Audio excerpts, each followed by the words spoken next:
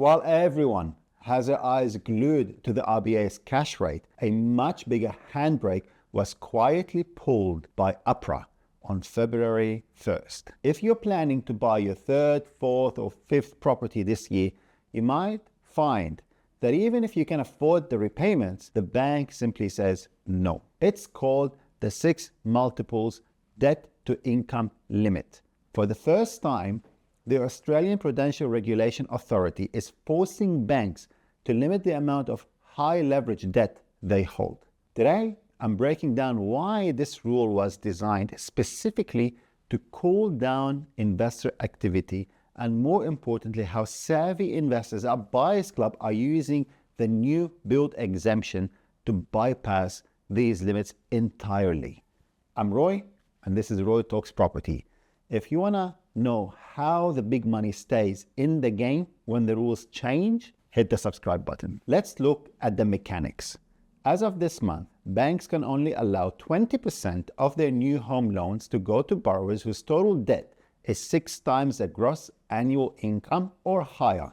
This isn't just your new loan, it's your total debt, including your existing mortgages, credit cards, and so forth, compared to your gross income. Now, here's the kicker for savvy investors.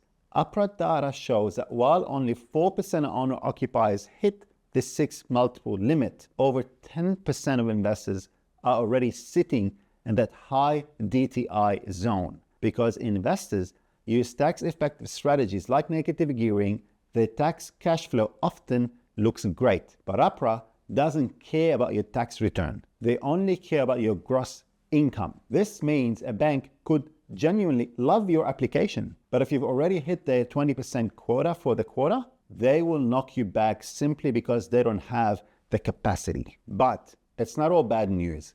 APRA has left a very deliberate escape hatch in these rules to ensure they don't accidentally kill off housing supply we so desperately need.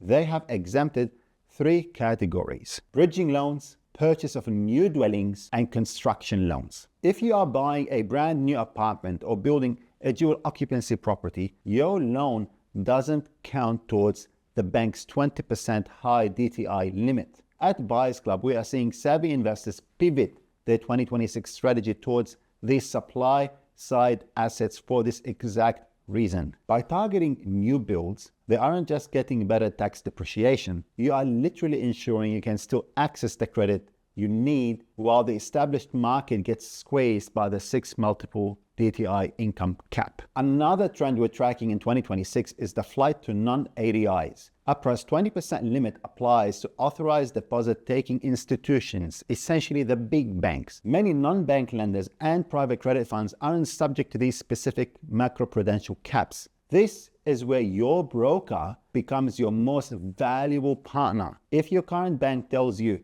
you've hit their quota, no, we are helping our clients move their business to lenders who still have the appetite for high net worth portfolios. It's also a time to look at income structuring. If you're a business owner, how you draw your distributions can drastically change your DTI ratio. In 2026, a successful investor isn't the one with the most money. It's the one with the best structured application. The 6 multiples DTI rule is a clear signal. The regulators want a more stable market, but they've left the door open for those who provide new housing supply because we desperately need it. Whether you're pivoting to new builds or diversifying your lenders, 2026 is the year where lending literacy is just as important as property selection.